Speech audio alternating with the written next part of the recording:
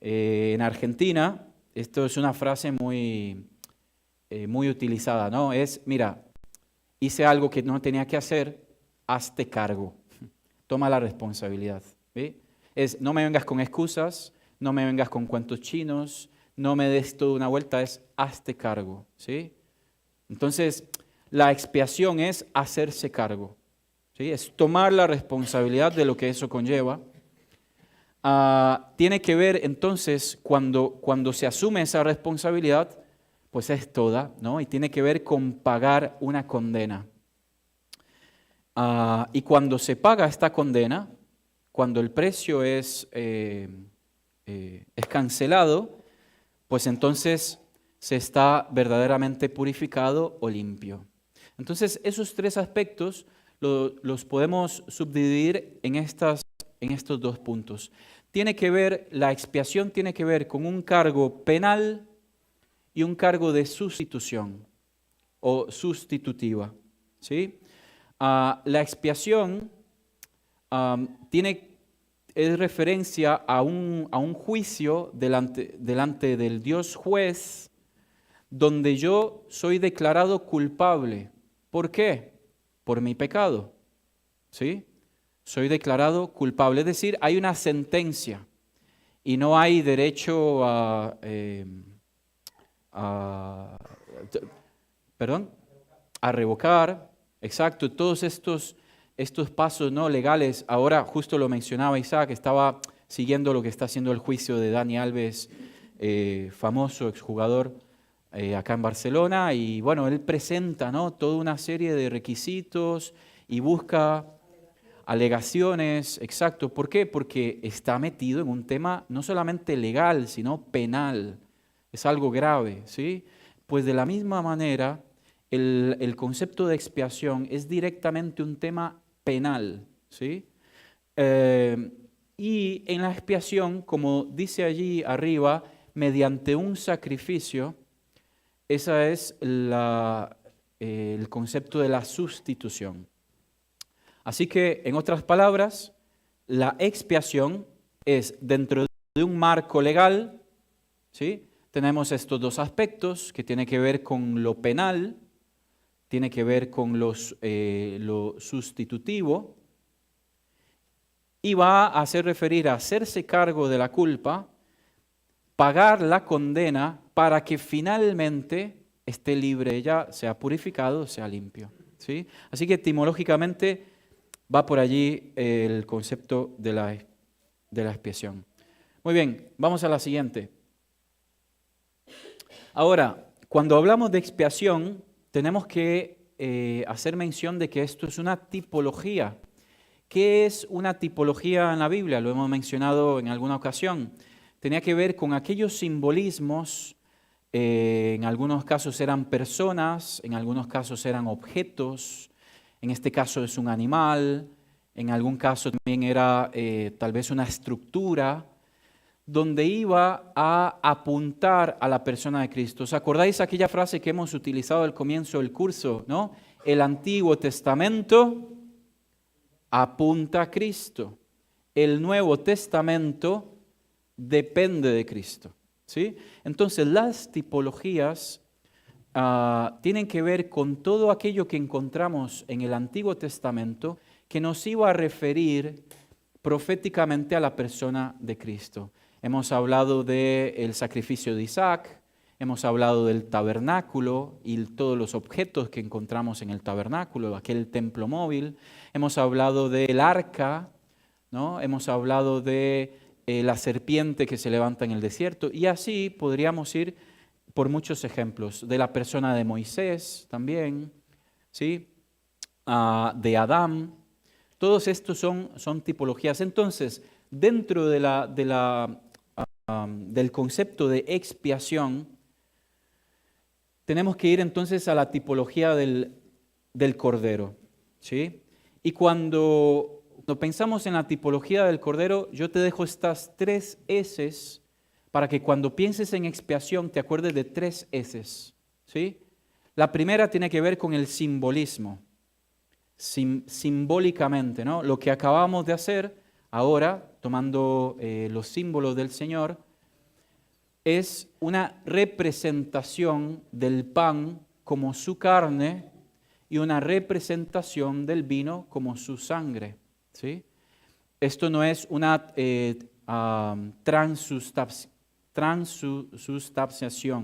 sustanciación, ¿sí?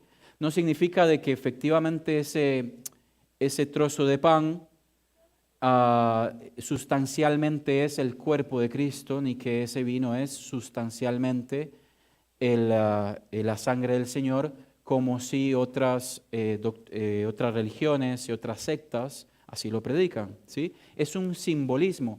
El simbolismo del bautismo tiene que ver también con una representación de que yo soy sumergido en las aguas.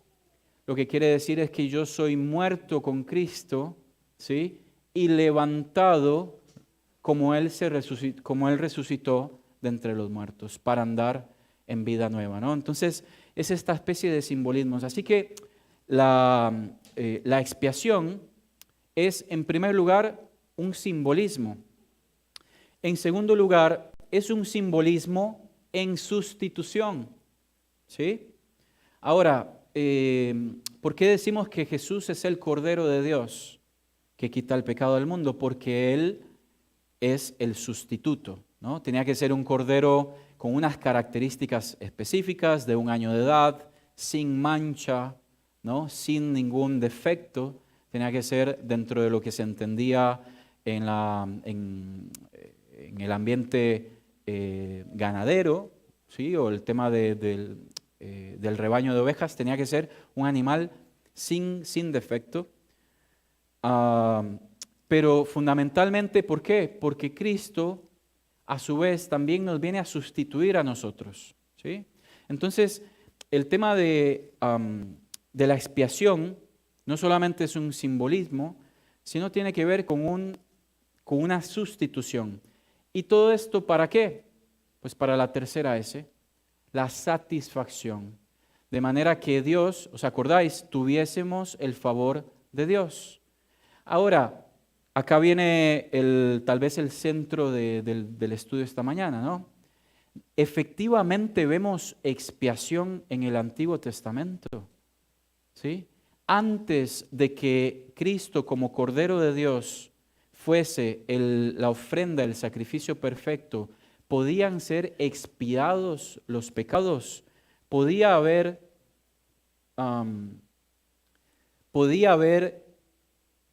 ser la justicia satisfecha, podía ser borrada la culpa. Pues la respuesta es no. ¿Recordáis que mencionaba que para la palabra expiación en el Antiguo Testamento tenemos que tener en cuenta la traducción y también la esencia de... está fallando.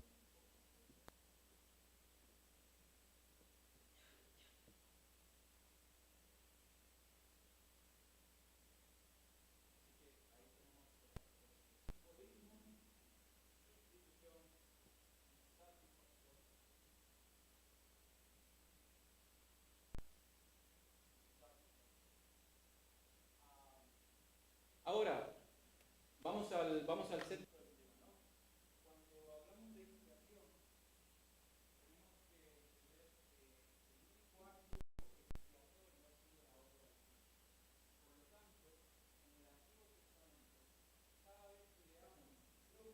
Expiación en original significa kafar. Kafar. Gracias.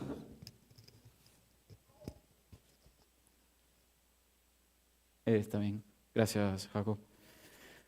Bueno, algunos temas técnicos esta mañana, ¿no? Disculpame si me pierdo un poco, pero muy bien.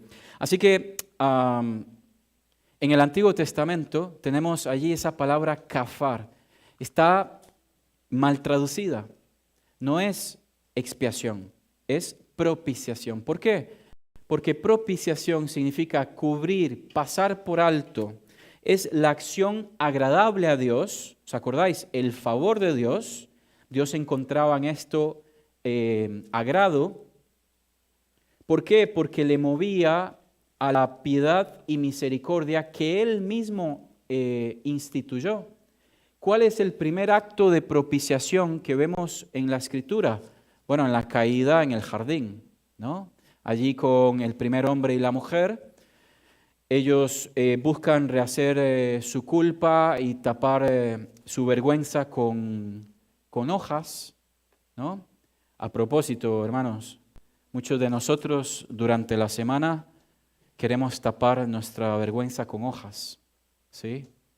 La vergüenza no se tapa con hojas, porque el Señor lo que vino es a borrar de en medio la vergüenza, el pecado, ¿sí?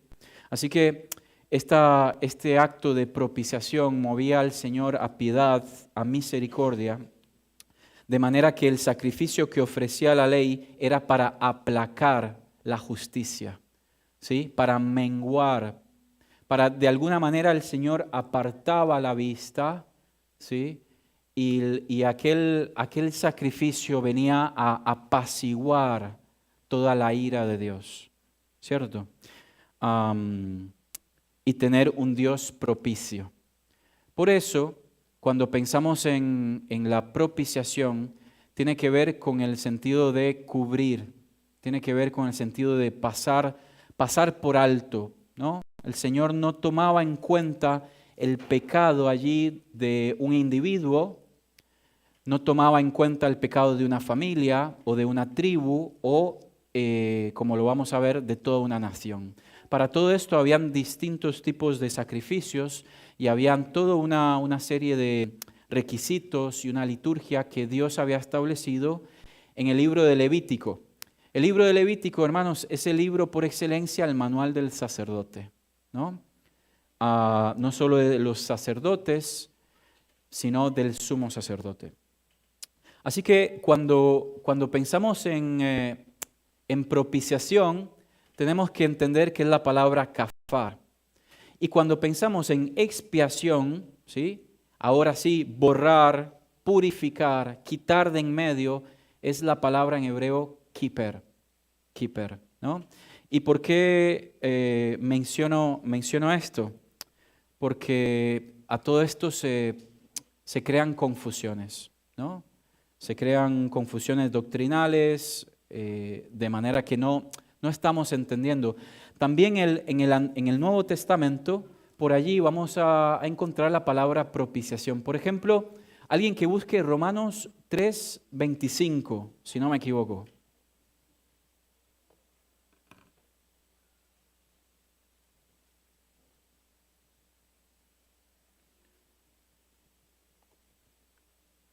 ¿Qué dice Romanos 3:25?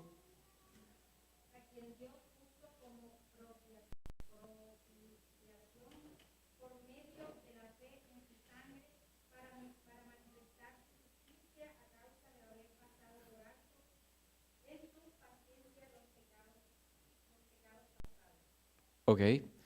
Está haciendo referencia a Cristo, ¿no? Entonces dice, a quien puso por propiciación. Entonces la pregunta que yo os hago es, ¿Cristo lo puso por propiciación o lo puso por expiación? ¿Está bien o está mal el texto allí literal como lo leemos? ¿Qué podemos decir?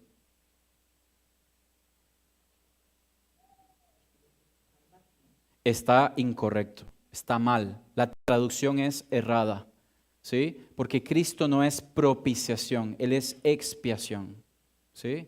¿Por qué? Porque allí la raíz en hebreo, si bien es cierto es escrito en griego, pero en su referencia al hebreo va a ser kiper. Cristo no vino a cubrir el pecado, Él vino a quitarlo de en medio.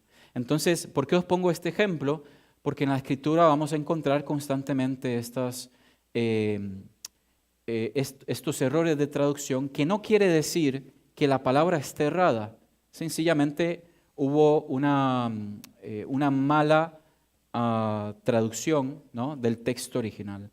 Así que, en principio, hermanos, esta mañana yo lo que busco es que quede claro este concepto, que en el Antiguo Testamento vais a leer día de expiación, por ejemplo, el Yom Kippur, que lo veremos ahora a continuación, día de expiación, ¿no? El chivo expiatorio, los machos cabríos que venían a expiar el pecado del pueblo, pero efectivamente no es expiación, es propiciación, ¿sí?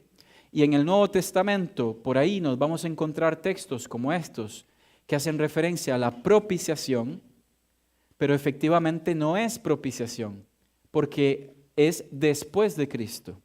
Y habiendo sido Cristo el sacrificio perfecto una vez y para siempre, los pecados han sido finalmente expiados. ¿Sí? Muy bien. Vamos ahora a tener una referencia allí de lo que mencionaba, el día de expiación. Os pido que me acompañen ahí a Levítico capítulo 16. Es un capítulo un poco amplio, pero obviamente no lo vamos a ver todo. Levítico capítulo 16.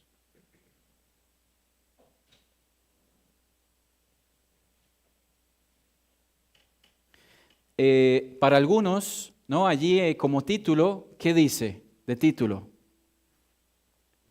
El día de la expiación.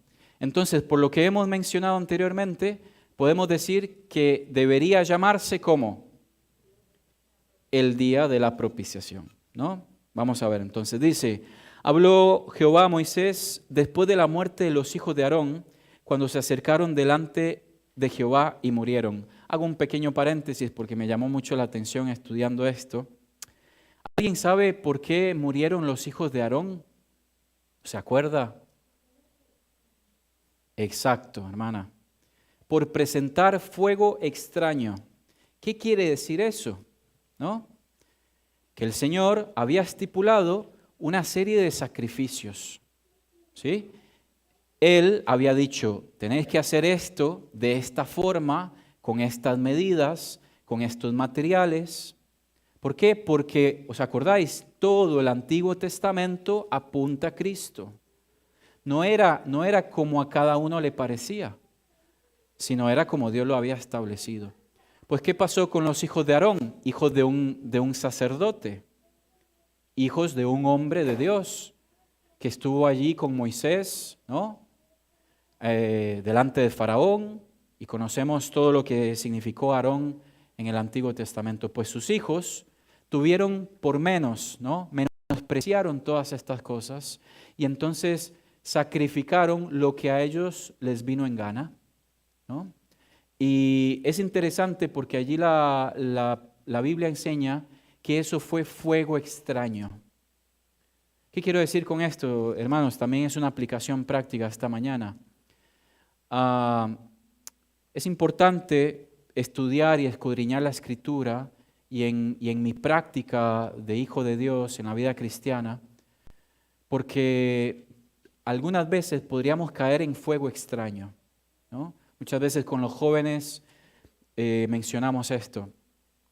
De repente hay muchos movimientos, sectas, ¿no? Otras religiones que vienen a emancipar o vienen a maquillar de alguna manera o a tergiversar doctrinas fundamentales que Dios había establecido, que ha establecido a partir de Cristo.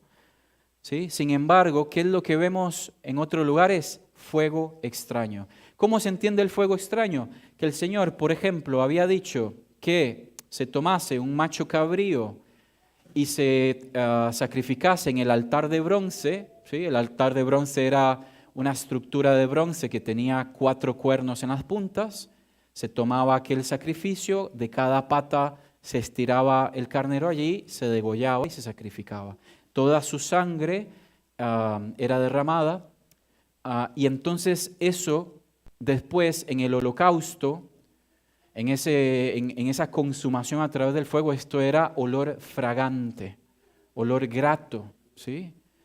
Pero ¿qué era lo que pasaba? Que cuando se sacrificaba algo que no era, que Dios no había pedido, eso era fuego extraño. Y una aplicación para nuestras vidas es, ¿cuántas veces, hermanos, hacemos sacrificios que son fuego extraño? ¿Sabes qué le dice Dios a Samuel? Le dice, obediencia quiero y no sacrificio.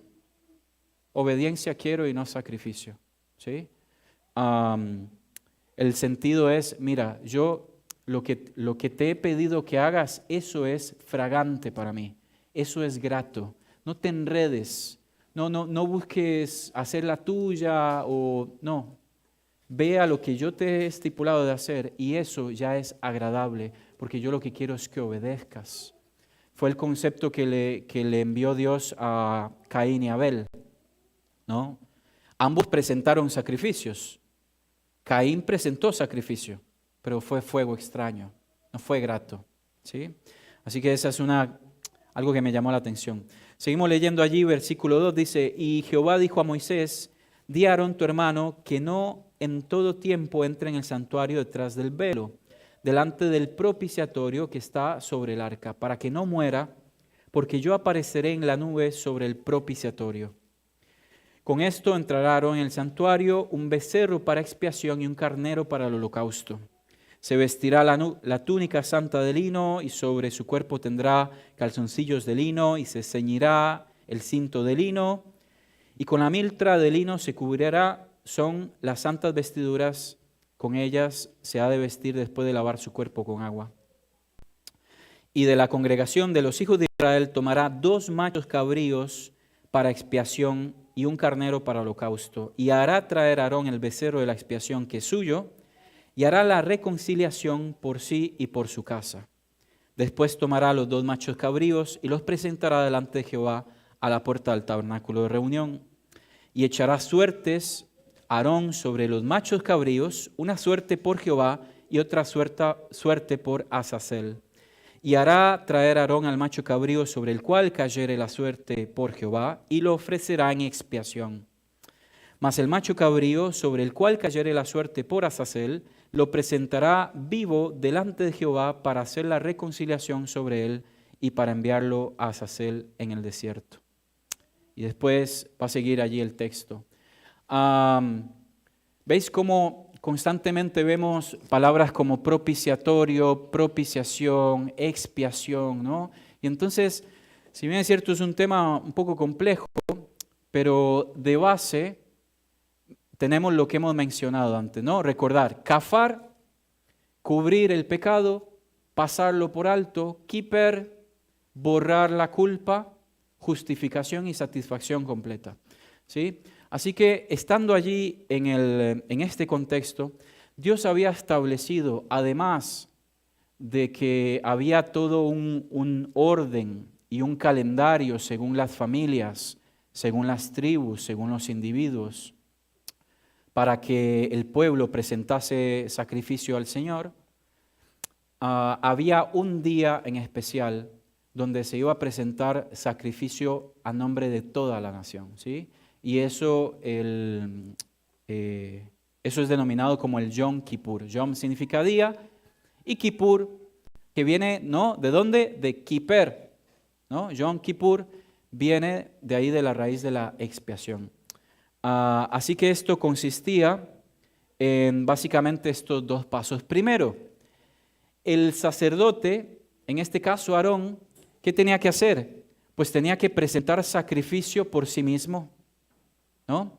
Estaba leyendo también algo que me llamó mucho la atención, porque habéis escuchado de esto de que el sacerdote era atado de su pie y entraban con unas campanitas, entraba al patio del tabernáculo, ingresaba al lugar santo y finalmente al lugar santísimo una vez al año.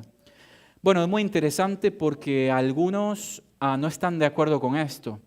Piensan que puede ser un mito. Efectivamente, yo no lo encontré descrito en el libro de Levítico y tampoco en Éxodo. No está literalmente la descripción donde dice que se le ataba a este cable o esta especie de soga al sacerdote.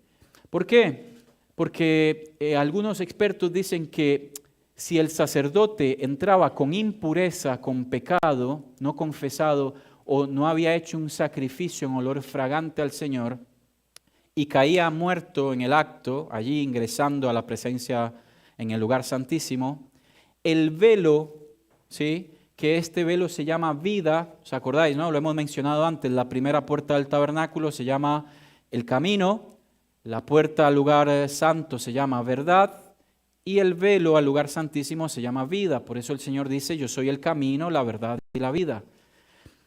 El velo que daba al lugar santísimo tenía más o menos 1 metro de grosor, ¿no? 1 metro de grosor.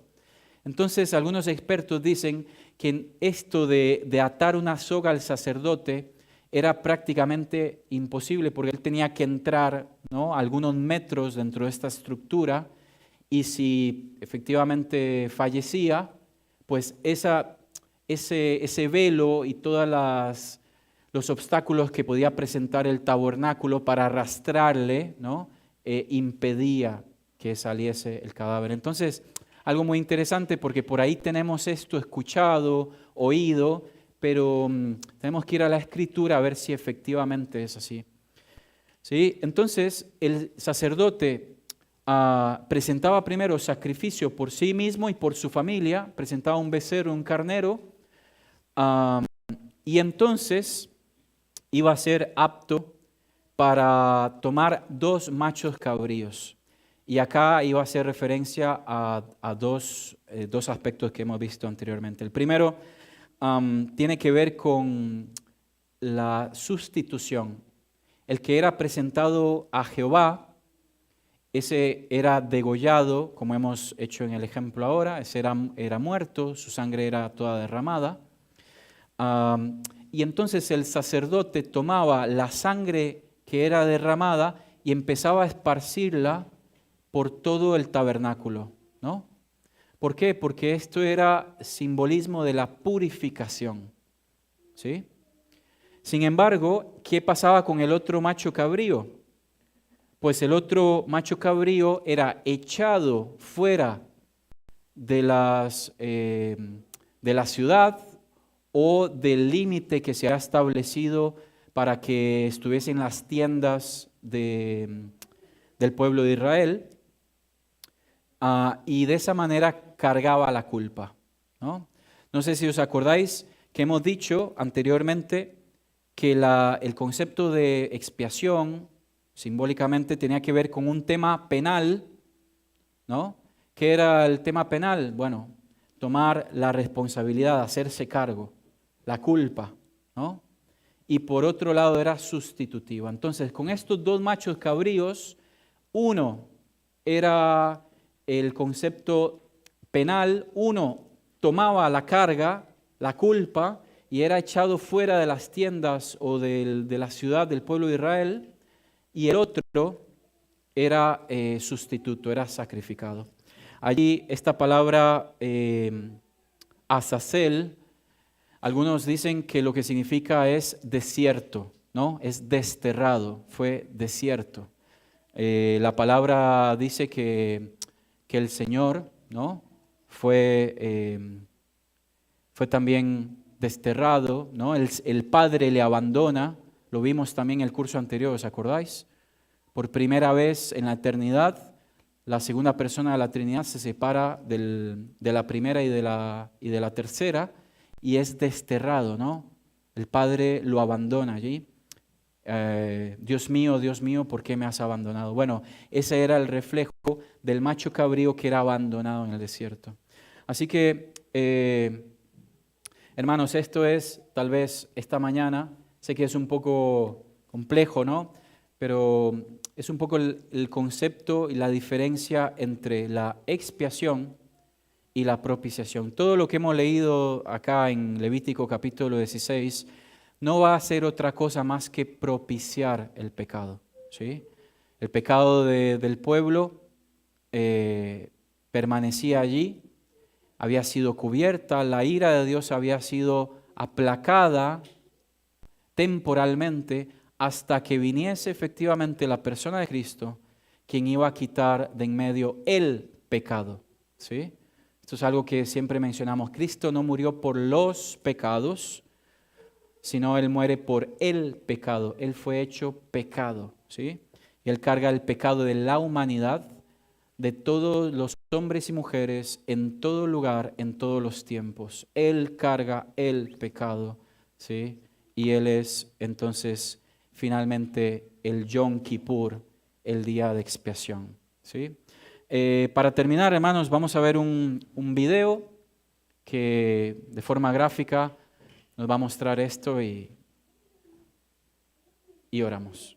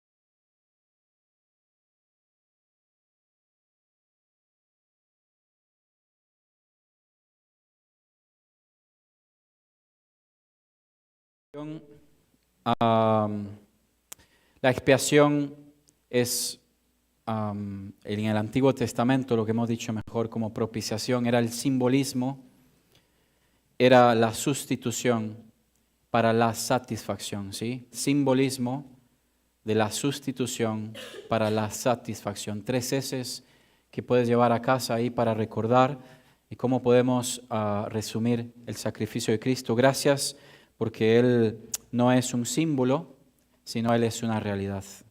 Amén. Vamos a orar esta tarde. Señor que estás en el cielo, gracias papá, gracias porque a pesar de inclusive los fallos técnicos, Señor, y las distracciones que se presentan, a veces el tema un poco engorroso, Señor, o palabras que no estamos acostumbrados, podemos ir a casa abrazando, Dios, esta verdad, sabiendo de que tú ya no cubres, tu ira no ha sido solo aplacada, sino que nuestro pecado ha sido quitado de en medio. Gracias, Dios, porque en la persona de Cristo nuestro pecado ha sido expiado una vez y para siempre. Gracias porque en Él hemos sido purificados, Señor. Ya no con sangre de machos cabríos, ya no presentando sacrificios a través de un sacerdote que tenía que presentarlos primero por Él mismo, sino a través del sumo sacerdote en la persona de Jesucristo. Señor, te pedimos tu bendición y tu cuidado de regreso a casa. Oramos en el nombre de Jesús. Amén. Muy bien. Muchas gracias, hermanos.